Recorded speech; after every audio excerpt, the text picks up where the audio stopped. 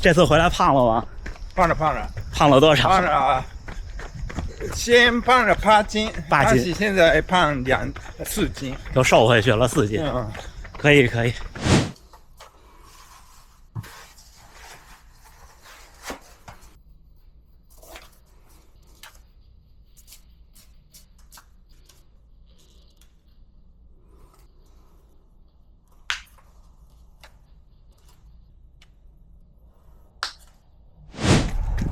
嘿，大家伙早喽！9月9号星期一，新的一周，第3个训练日。今天带了瓶水，但是今天不练强度。昨天跑完觉得特渴，今天穿了新鞋。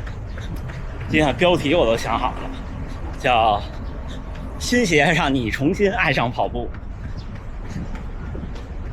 空腹晨跑跟白天跑不一样的，那天我就说来着。昨天下午我这双鞋跑了4公里，你觉得当时特别有劲儿，就是人也特有劲儿。早上起来人会稍微的没有状态一点。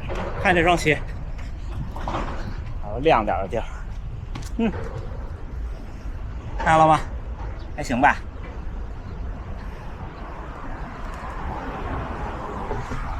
先穿了个轻工的普通短裤，然后菲比特这件粉色的背心。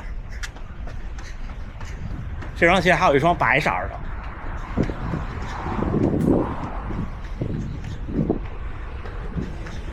的。今天咱们再在早晨晨跑看看这双鞋什么感觉。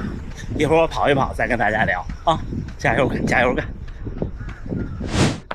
跑了快7公里了，感受一下这双鞋。现在已经找到点运动的感觉了，已经不像刚早上起来的时候那种身上不是太兴奋的状态了，还可以。我不知道你能听见这双鞋落地的声音吗？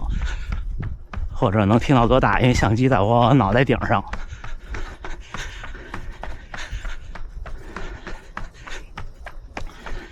这双鞋特别轻，但是它官方说175克，我这是40半。我昨天拿到新鞋称了一下，是185克。不知道他官方说的是不是不带鞋带的，或者怎么着？是新鞋拿称的。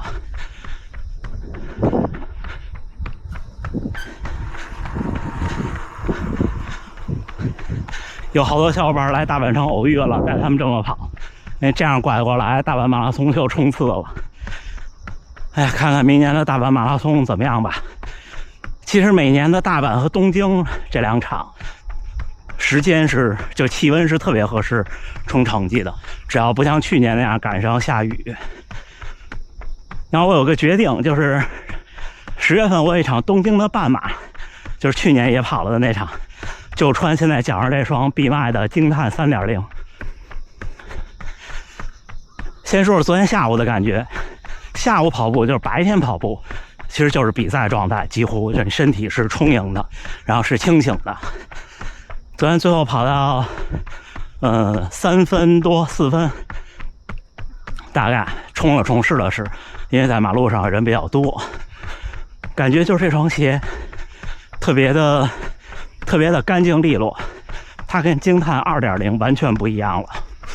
惊叹 2.0 像谁呢？惊叹 2.0 像更加激进的1代的 110X， 就是它的底儿没那么厚，然后劲儿比较大，然后比较硬。那双鞋当时我为什么不穿它比赛呢？就是我觉得我的能力不行。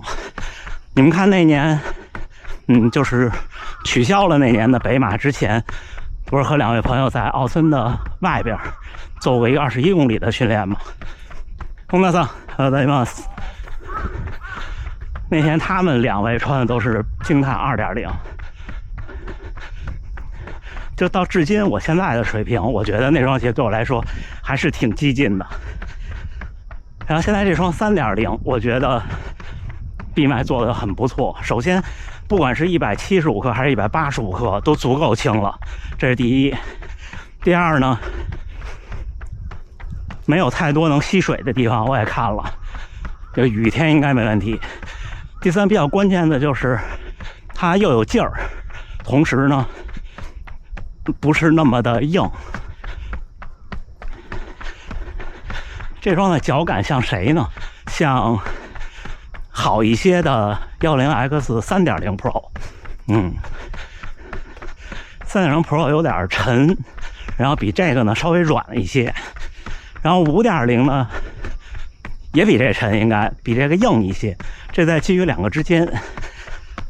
然后这个的落地的感觉，我现在基本上就是中前掌落地发力，就是阿尔法 Fly 气垫的那个位置，那个位置会能感觉到，就像穿阿尔法 Fly 2一样，就是它落地的时候那个位置，那怎么说呢？这前掌后部那儿是有很明显的回弹的感觉的。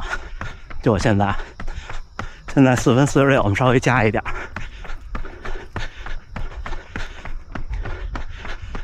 然后我今天这样加，我尽量增加一些发力，体验一下，而不是像我真的冲比赛那样。冲比赛我就其实加的是频率更多。哎，对，还可以吧。Nike 我是405，这也是405，挺跟脚的。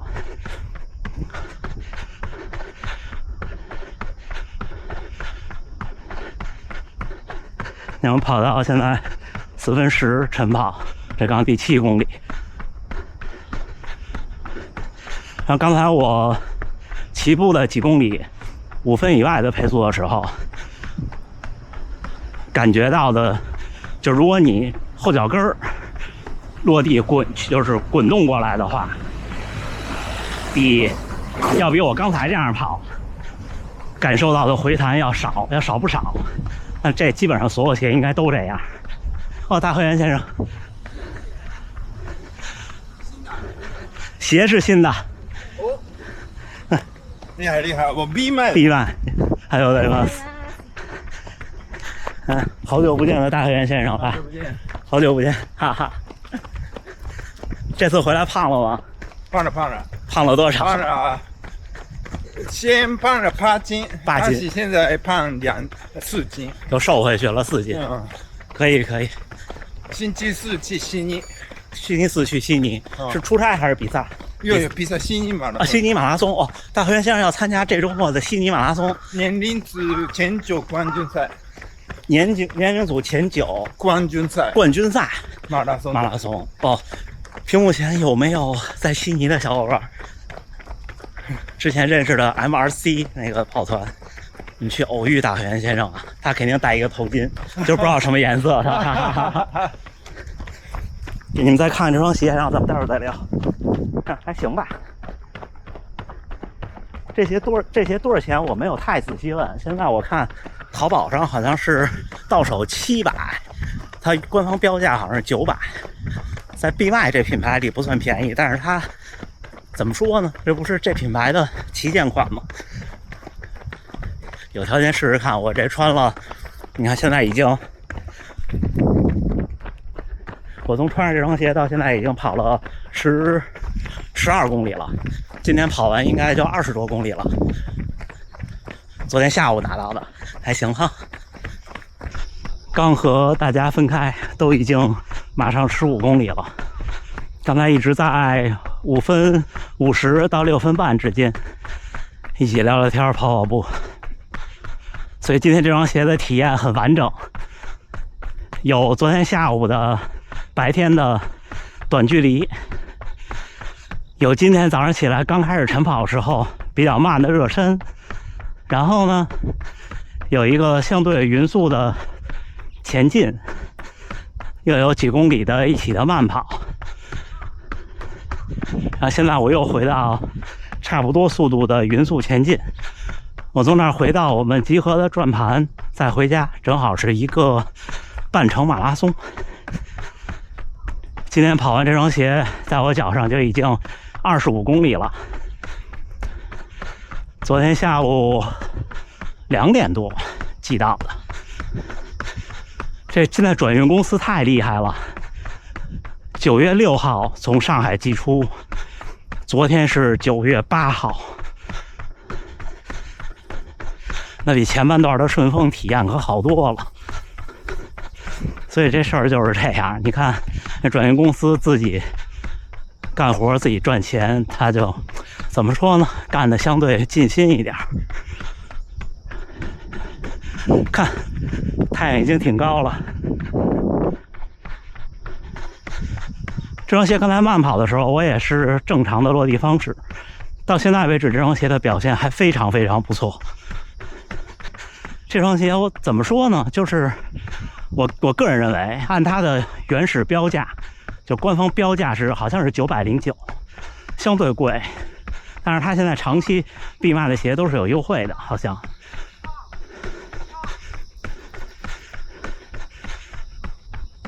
如果到手是700出一点头，这双鞋我觉得，反正就我这样的选手跑马拉松问题不大，应该是能发挥出不错的水平。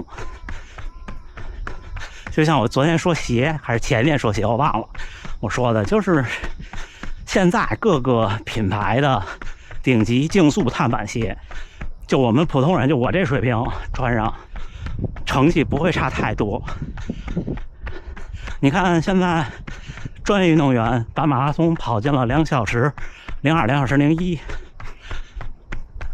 我觉得和以前的2小时04、05比，这2-3分钟鞋带来的提升不会超过40%，还是人的提升。就不管是什么鞋、什么装备、什么课表，陆医生别逗，都得是看练的这个人用不用心、尽不尽力，对吧？为什么开头说新鞋让你重新爱上跑步呢？那确实是，你看我跑了10年了，我拿到一双新鞋，不管便宜还是贵，我都觉得跑起来可开心了。所以有时候我节目里也总分享说，自己跟自己较劲的办法，就是你得找一个办法能让自己相信自己，能让自己把自己说服，让自己觉得训练还挺有意思，或者又有重燃斗志。无论是在接下来可能要安排的强度课之前，还是说在顶不住的时候，学会跟自己对话挺重要的，其他的都是身外之物。行吧，总结一下这些，我觉得5分半的配速也不突兀，然后像现在4分50的配速呢很舒适，快起来以后呢很稳定。就是这种鞋你现在感觉我说的那个部位的弹力能感受的最强烈的时候，差不多就是430左右的时候，再快的时候它就会变成一种那种踏的感觉。这在每个品牌的竞速鞋里都是这样，就是不同的配速穿同样的鞋，你的感受不一样。这就像为什么我在110X3和5之间选择5参赛呢？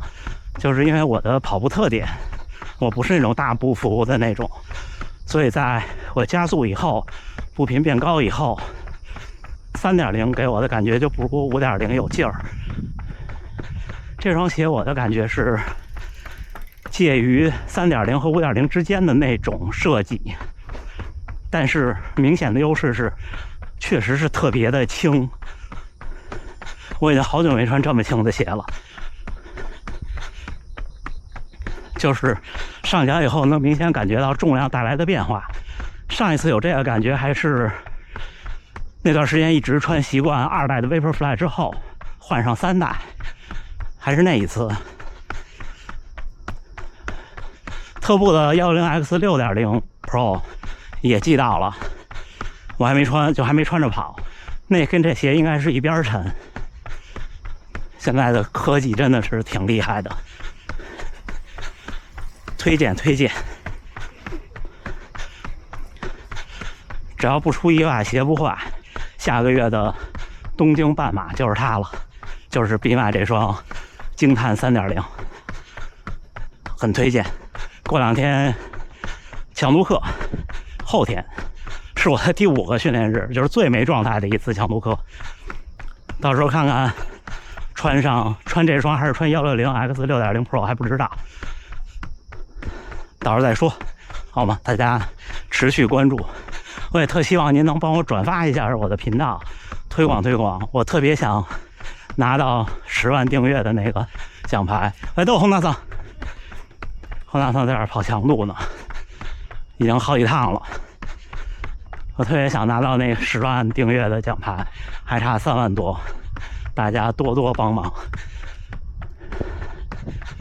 哎，小伙伴们，9月9号星期一清晨7点10分，新的一周啊，我第3个训练日训练结束。今天还是一个半程马拉松，整体的平均配速5分20，最快1公里4分26，平均心率132。今天就是刚才节目里说的那样，差不多自己先跑了几公里热身，然后匀速前进了几公里，碰到大回原先让他们一起慢跑了几公里，然后又回到大概4分50的配速，再跑几公里回家，就是这个意思。现在还是挺热的，你看这衣服一拧，估计全都是水。这么大的水瓶已经2瓶水了，就这样回到家，体重大概还得差不多将近2斤，2斤又是2瓶水。还可以，但是你看这双鞋特别的清爽，就这么说。它上面没有那种比如像 Vaporfly 3那种那么多的网洞，看起来就是气能透进来的。但是你看，这基本上能看见我的脚，就是它完全不积热量。我觉得2代的 Alphafly 我磨脚也可能是因为它积热量积得多。看这个鞋底儿。这双鞋从昨天下午到手到现在已经25公里了，可以吧？像这么，我这还不是那种就是商单的评测，就是比买小伙伴给我试试，我还是挺认真的对这种鞋的测试啊。行，不错，这双鞋真不错，推荐给大家。下个月的东京半马应该不出意外穿它，然后特步的6.0 Pro 我再找其他的机会再试，好吗？哎呀，这新鞋们总会让跑步变得更加开心。这几天第一天30公里，昨天是19公里，下午的4公里，今天早晨的21公里，明天早晨应该再跑个10几公里，后天早晨是周3早晨我们跑团的合练。那这么着，最后还是祝大家能努力生活，健康平安。咱们明天虽然我们加练1天，明天第4天还是回复评论和各位的弹幕，所以明天我们回弹幕，有什么想跟我聊的，视频下面发评论，最好发评论，不要发私信，我可能不一定能看得到，好吗？那咱们下回明天再见。